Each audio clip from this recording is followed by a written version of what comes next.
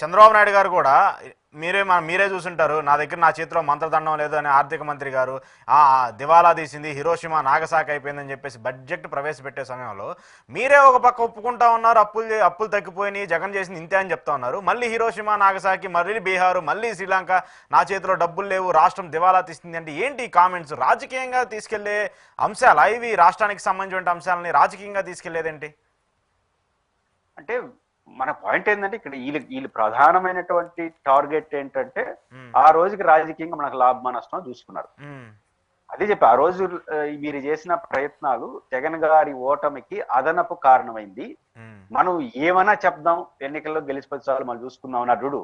ఆ ధోరణి వీళ్ళు ప్రతికూల పరిస్థితికి అసలు కారణంగా మారిపోతుంది. అదనపు కారణం కన్నా అదనే సమస్య తెచ్చుకుంటారు వీళ్ళు. ప్రజలకు అర్థం అవుతుంది. రెండోది, నిన్న బడ్జెట్ లో కూడా చూడండి, బడ్జెట్ తెలుగుదేశం పరిపాలన కొనసాగే క్రమంలో తెలుగుదేశం పరిపాలన కాలం పెరిగేసరికి జగన్ గ్రాఫ్ పెరిగిపోతుంది. జగన్ పరిపాలనలో జగన్ గ్రాఫ్ పెరగడం కన్నా తెలుగుదేశం పరిపాలనలో జగన్ గ్రాఫ్ పెరుగుతుంది. కారణం ఏంటి? ఈ ధోరణి. అదేదో తప్పు చేసి కాదు, ఇష్టం వచ్చినట్టు మాట్లాడడం వల్ల. ఏదో చంద్రబాబు నాయుడు, నేను మళ్ళీ చాలా సార్లు చెప్పాను, ఒక విద్యుత్ ఛార్జీలు పెంచడం మినహాయించి అదనంగా ప్రజలపైన భారాలేమి ఈ ప్రభుత్వం మోపలేదు. నేను ఓపెన్ గా చెప్పదలుచుకున్నా. కానీ ఎందుకు ఇంత చెడ్డ పేరు తెచ్చుకుంటున్నానంటే ఈ తతంగం. అంటే మనం ఏది పడితే అది ప్రతిపక్షం మీద మాట్లాడేవచ్చు. దీని తోడు కొన్ని మీడియా ఛానళ్ళు ప్రతిరోజు కూర్చొని చెప్పిందే చెప్పి అబద్ధాలు చెప్పుకుంటా పోవడం వల్ల ఈరోజు ఏమైంది, అదే సమస్యగా మారిపోయింది. జగన్ గారి గ్రాఫ్ వాళ్ళు పెంచుతున్నారు, జగన్ గ్రాఫ్ జగన్ పెంచట్లా, జగన్ గారి గ్రాఫ్ కూటమి పెంచుతా ఉంది. ఇట్లాంటి చెప్పి ఇప్పుడు ఉదాహరణ చూడండి, నిన్న 1.5 hour మాట్లాడారు. మామూలుగా అయితే పైవాళ్ళ కేసు గారు అసెంబ్లీలో వాయించుదలు పెట్టేస్తున్నారు. జగన్ గారు అసెంబ్లీకి ఎందుకు రావట్లేదంటే అబద్ధాలు చెప్పడానికి వీలు కాదు కాబట్టి రావట్లేదు. బడ్జెట్ పైన నిన్న బయట మాట్లాడినాడు, ఆడైతే ఊరు ఏం అడగరు కాబట్టి ఇష్టం వచ్చినట్టు మాట్లాడాడు. అసెంబ్లీకి వస్తే నేను క్వశ్చన్ చేస్తాను కాబట్టి నేను వివరణ ఇస్తాను, భయపడిపోయినాడు అని నిజాలు చెప్తాడేమో అనుకున్నా. ఉందన్న కౌంటర్ ఆర్గ్యుమెంట్, ఏదో కౌంటర్ ఆర్గ్యుమెంట్ చేస్తానుకున్నా. కనీసం జగన్ గారి ప్రెస్ మీట్ రెస్పాండ్ కూడా కాదు. అంటే అర్థం ఏంటి? ఆయన చెప్పిన దానికి రెస్పాండ్ అయ్యేదానికి మన దగ్గర విషయం లేదు. అంటే ప్రతిపక్ష నాయకుడుగా ఉన్న వ్యక్తి ఇంత పైవచ్చి జగన్ గారి ప్రెస్ మీట్ ఊరు చూడలేదా, అసెంబ్లీ కన్నా ఎక్కువ చూసినారు. వెళ్ళాల్సిన మెసేజ్ వెళ్ళిపోయింది. అంత మెసేజ్ వెళ్ళినా కూడా తడుముకోకుండా గమ్మునున్నారంటే అర్థం ఏంటంటే ఆన్సర్ లేదు. సింపుల్ ఒక లెక్క చూడండి, చంద్రబాబు నాయుడు గారు ప్రవేశపెట్టినటువంటి బడ్జెట్ లో 23-24 సంవత్సరం జగన్ గారు చేసిన అప్పు 79,000 కోట్లు.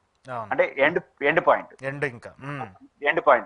వీళ్ళు స్టార్టింగ్ ఇయర్ లో చేసిన అప్పు ఎంతో తెలుసా? 98,000 కోట్లు. 70 అంటే జగన్మోహన్ రెడ్డి గారు 5 ఏళ్ళలో చేసి 2 ఏళ్ళలో చేసేస్తున్నారు. అంటే అది ఎవరు చెప్తున్నారు? జగన్ చెప్తే నమ్మరు జనం, కొంతమంది నమ్ముతారు. వీళ్ళు చెప్తున్నారు ఆ విషయం. నువ్వు లాస్ట్ ఫైనాన్షియల్ లో 79,000 కోట్లు చేసావు అయినా, మేము 95,000 కోట్లు చేసాం లెక్కలతో సహా ఇచ్చినారు. ఇంకెవరు చెప్పాలి? జగన్ గారు చెప్పేదానికన్నా వీళ్ళు పర్ఫెక్ట్లీ కదా. 2, బడ్జెట్ లో డొల్లతనం. ఎంత డొల్లతనం అంటే లాస్ట్ ఇప్పుడు ముగిస్తున్న బడ్జెట్ లో 20,000 కోట్ల రూపాయల పైచీలకు డెఫిసిట్ పడిపోయింది. అంటే ఇలా అనుకున్న అంచనా కన్నా తక్కువ వచ్చింది. దాని ఫలితం ఏంటో తెలుసా? 16,000 కోట్లు ఇరిగేషన్ బడ్జెట్ పెట్టి 10,000 కోట్లే ఖర్చు పెట్టారు. అంటే 6,000 కోట్లు ఖర్చు పెట్టాల. 4,500 కోట్లు రైతు భరోసా కేటాయించి ₹1 కేటాయించాల. అంటే మన కళ్ళ ముందే 2 ఖాతాల్లోనే 15,000 కోట్ల రూపాయలు ఖర్చు చేయాల. ఎందుకు చేయాల? నువ్వు వేసుకున్న అంచనా రాలా డబ్బులు. ఈ సంవత్సరం నేను గ్యారెంటీగా చెప్తాను 40,000-50,000 కోట్లు డబ్బులు రావు. క్లియర్ గా అర్థమైపోతుంది అక్కడ. అప్పుడేమవుతుంది? నువ్వు కేటాయించావు చూడు, ఈ కేటాయింపులన్నీ తగ్గిపోతాయి. 3,20,000 కోట్ల రూపాయలు వస్తుందని అంచనా వేసేసి కేటాయించేసినారు. 50,000 కోట్లు రాకపోతే దేని మీద ఖర్చు తగ్గిస్తారు? సంక్షేమ పథకాలు దీని మీద తగ్గించాల్సింది కదా. రొటీన్ అడ్మినిస్ట్రేషన్, అప్పుల పైన ఏం చేయలేవు. అంటే బడ్జెట్ లో ఇంత ల్యాబ్స్ వచ్చేస్తే ఏమవుతుంది? ఖచ్చితంగా జగన్మోహన్ రెడ్డి గారి గ్రాఫ్ పెరుగు. కాబట్టి మీరు చేసిన ఆ రోజు అనవసరమైన ఇప్పటికైనా ఈ అనవసరమైన ఆపేసేవాళ్ళు. అప్పుల పైన కానీ ఎంత విమర్శించాలో దానికి 10%, 20% పెంచుకోండి. రాజకీయాల్లో సహజం. ఉల్టా చేస్తే అట్లా అది అభ్యంతరకరం కదా. ఇప్పటికైనా దాన్ని ఆలోచించేస్తే బెటర్. నేనైతే ఈ విషయంలో వైసీపీ చాలా ఫెయిల్యూర్ అయిందని నేను భావిస్తున్నాను పురుషోత్తం రెడ్డి గారు. ఎందుకంటే ఈవెన్ వాళ్ళు ఎక్స్పోజ్ చేయడానికి కూడా కుదరలేకపోతున్నారు. ఎందుకంటే ఈ విషయంలో ఇంత పెద్ద ఎత్తున ఈ ఇష్యూ జరుగుతున్నప్పుడు, పదే ఆరోపణలు జరుగుతున్నప్పుడు కూడా వైసీపీ ఎందుకు వెనకడుగేస్తుంది? వైసీపీ ఎందుకు ఫెయిల్ అవుతుంది దీన్ని ఎక్స్పోజ్ చేసుకోవడంలో?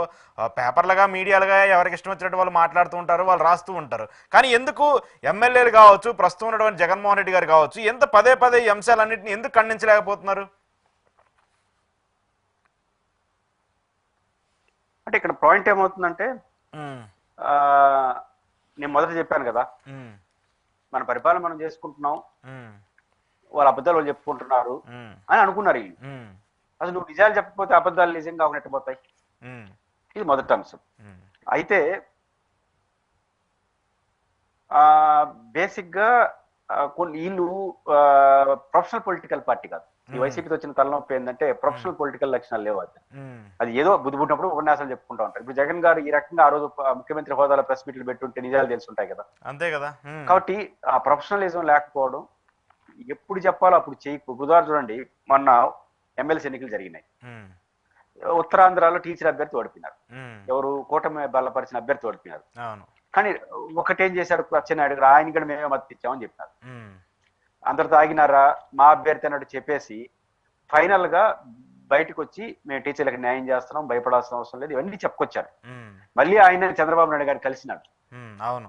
ఓడిపోయింది నిజమే, కానీ వైసీపీ వాళ్ళు ఏం మాట్లాడారు? ఎమ్మెల్సీ ఎన్నికలు అయిపోయి ఉన్నాయి, ఇవి మా ఓట్లు కావు, మా ఓట్లు వేరే చోట ఉన్నాయని చెప్పినారు. ఉమ్, అంటే తెలుగుదేశం పార్టీలో అబద్ధం చెప్పుండొచ్చు, ఆ ఆతృతను నేను అభినందిస్తా.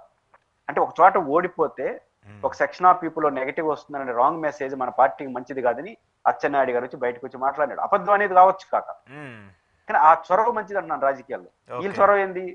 ఓడిపోయిన వెంటనే అది మా ఓట్లు కాదన్నారు, మా ఓట్లు కలిసి ఓడి పోటీ చేయమన్నాడు, ఉమ్, మీ ఓట్లు కలిసి ఓడి పోటీ చేయమన్నాడు. ఉమ్, అంటే ఈ ప్రొఫెషనలిజం లేదు వైసీపీలో. ఉమ్, దీని ఫలితం రెండు, ఈ ప్రొఫెషనలిజం లేదు, ఈ గందరగోళం, చెప్పాల్సిన సమయంలో చెప్పలేదు, ఉమ్, వాళ్ళ పార్టీకి వాళ్ళు చెప్పుకొని మా పార్టీకి మేము చేసుకుంటాం. ఉమ్, ఇది ఇప్పుడు బటన్ నొక్కడం అంటే ఒక సెక్షన్ ఆఫ్ పీపుల్లో ఇది అన్యాయం అనుకున్నారు. అప్పుడు బటన్ నొక్కడం అనేది ఎందుకు చేస్తున్నాను చెప్పడం, నేను బటన్ నొక్కుతాను ఉమ్, నేను మాట్లాడినాను. దానివల్ల ఏంటంటే వీళ్ళు ఫిక్స్ అయిపోయినారు. అందువల్ల ఆ ప్రభుత్వం యొక్క యాటిట్యూడ్, ఉమ్, ప్రతిపక్షం యొక్క అబద్ధాలు, కొన్ని మీడియా సమస్యల సృష్టి అన్ని కలిపి ఆ రోజు దెబ్బకొట్టే. ఈ రోజు అయితే ఇది ఎక్కువ కాలం నిలబడదు. ఉమ్, ఎందుకంటే జగన్మోహన్ రెడ్డి గారికి అప్పుల పైన జరిగిన ప్రచారం అదనపు సమస్య అయితే, వీళ్ళు చేసిన అబద్ధ ప్రచారాలు వీళ్ళకి అసలు సమస్యగా మారిపోతుంది, ఇంకా ప్రమాదం అవుతుంది వీళ్ళకి. అంటే వాళ్ళ డ్యామేజ్ అప్పటికి జరగాల్సిన డ్యామేజ్ జరిగిపోయింది కదా. ఆ డ్యామేజ్ జరిగింది, వాళ్ళు అధికారంలోకి వచ్చారు. ఇదే విషయాల మీద ముందుగానే ఖండించుంటే ఆ డ్యామేజ్ ని కొంత కంట్రోల్ చేసేవాళ్ళు కదా. అంటే డ్యామేజ్ జరిగిందని వాళ్ళు అనుకోవాలి కదా, జరుగుతుంది అనుకోవాలి. ఇప్పుడు ఎమ్మెల్సీ ఎన్నికల్లో ఓడిపోయిన వెంటనే ఉమ్, ఇది మనకు నష్టము, ఒక సెక్షన్ ఆఫ్ పీపుల్ వ్యతిరేకమయ్యారు, ఏం చేద్దాము అని అనుకుంటే రాజకీయ పార్టీ సమీక్ష చేసుకుంటుంది. అవును. అది మా ఓట్లు కాదన్నప్పుడు ఇంకేం సమీక్ష చేసుకుంటారు? ఉమ్, ఇప్పుడు వీళ్ళు సమీక్ష చేసుకున్నారు కదా. ఉత్తరాంధ్రలో ఓడిపోయిన వెంటనే అది మా అభ్యర్థి అని చెప్పడం, టీచర్లను అడ్రస్ చేయడం, ఆ గెలిచిన ఆయన్ని చంద్రబాబు నాయుడుతో కల్పించడం, ఉమ్, ఇవన్నీ నష్ట నివారణ కోసం ప్రయత్నాలు. అది పొలిటికల్ పార్టీకి ఉండాల్సిన లక్షణం. ఆ లక్షణం వైసీపీకి. ఉమ్, కాబట్టి ఆ లక్షణం లేదు కాబట్టి అది ఇబ్బంది పడ్డాయి. ఇప్పుడు నేర్చుకుంటారు, మనం కూడా ఆ లక్షణాలు నేర్చుకోవాలి, కొంచెం ఎప్పటికప్పుడు వచ్చే విమర్శలపైన స్పందించాలి అని ఇప్పుడు నేర్చుకున్నారు. దాని ఫలితం ఖచ్చితంగా వాళ్ళకి పాజిటివ్ గా వస్తుంది. Okay okay okay. సో కూటమిలో ఉన్నటువంటి వ్యక్తి ఉప ముఖ్యమంత్రి, గతంలో ఈ అంశాలకు సంబంధించి చాలా పెద్ద ఎత్తున ఆరోపణలు చేసినటువంటి వ్యక్తి, అప్పులకు సంబంధించి కావచ్చు, మిగతా అంశాలకు సంబంధించి కావచ్చు, పథకాలకు సంబంధించి కావచ్చు, చాలా పెద్ద ఎత్తున మాట్లాడేటువంటి వ్యక్తి. ఆ వ్యక్తి ఇప్పుడు ఏం మాట్లాడుతున్నారు, ఏం చేస్తున్నారు, ఈ అంశాలకు సంబంధించి ఎక్కడ రియాక్ట్ అవుతారా? కనీసం ఆ బడ్జెట్లకు సంబంధించిన సమావేశాల్లో పవన్ కళ్యాణ్ గారు చేసేటువంటి వ్యాఖ్యలు, జగన్ నువ్వు రాలేదు, జగన్ నిన్ను జపాన్ వెళ్ళు, బీహార్ వెళ్ళు, ఎలా వెళ్ళు అని చెప్తున్నారు. కానీ గతంలో చేసినటువంటి ఆరోపణలకు ఇప్పుడు చేసినటువంటి ఆరోపణలకు సమీక్షిస్తారా? సూపర్ 6 హామీలు అమలు చేస్తున్నావా ఏంటనే దాని గురించి ఎందుకు మాట్లాడలేదు? అంటే ఒకటి, తాను చేసిన విమర్శలన్నీ సహేతుకమైందని ఆయన భావిస్తే కదా. ఇప్పుడు 30,000 మంది అమ్మాయిలు మిస్సింగ్, 30,000 మంది అమ్మాయిలు మిస్సింగ్ ఎట్లా చేశాడు? అది మిస్సింగ్ కేసులు మన రాష్ట్రంలో పోలీస్ స్టేషన్ లో పవన్ కళ్యాణ్ గారు చెప్పిన 30,000 కేసులు కరెక్టే. కాకపోతే అది రొటీన్ గా జరిగే మిస్సింగ్ కేసులు, ఆ ప్రేమ వ్యవహారాలు, చాలా ఉంటాయి, గొడవలు, చాలా అంశాలు ఉంటాయి. ఇట్లాంటి విషయాన్ని ఆయన తెలుసు కూడా అది ఏకంగా ఉమెన్ ట్రాపింగ్ మార్చేసినాడు, పెద్ద ప్రమాదకరమైన విమర్శ చేసేసాడు. అది ఆయన తెలియదా ఇది అది కాదని? నెంబర్ 1. నెంబర్ 2, ఇప్పుడు ఉదాహరణకు 1 year లో పిఆర్సి, ఇది ఓల్డ్ పెన్షన్ స్కీమ్ సంబంధించి ఒక నిర్దిష్టమైన మీ అందరితో చర్చించి జగన్ లాగా ఒంటరిగా తీసుకోము, మొదటి సంవత్సరం చేస్తా ఉన్నాడు. 1 year అన్నాడు. 1 year లో చర్చ కూడా ప్రారంభించాలి. అంటే పవన్ కళ్యాణ్ గారికి ప్రతిపక్షం ఉన్నప్పుడు చెప్పిన మాటలు ఇప్పుడు గుర్తులేవా?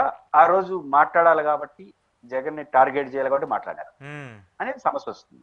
కాబట్టి పవన్ కళ్యాణ్ గారు ఆ లైన్ తీసుకునేసిన తర్వాత, జగన్ మీద కోపంతో మాట్లాడిన తర్వాత ఈ రోజు భిన్నమైన లైన్ తీసుకుని, ఆయన పరిమితులు కూడా ఉన్నాయి. ఆయనే ముఖ్యమంత్రి కాదు, ఆయన నాయకత్వంలో ప్రభుత్వం లేదు, అడ్జస్ట్ కావాల్సిన పరిస్థితి వస్తా ఉంది. ఇవన్నీ కారణాలు ఇచ్చా పవన్ కళ్యాణ్ గారు మాట్లాడతారని నేనైతే అనుకోవట్లేదు. మాట్లాడినా ఇప్పుడు ఆయన పరిధిలో చేయగలిగింది కూడా పరిమితులు ఉంటాయి.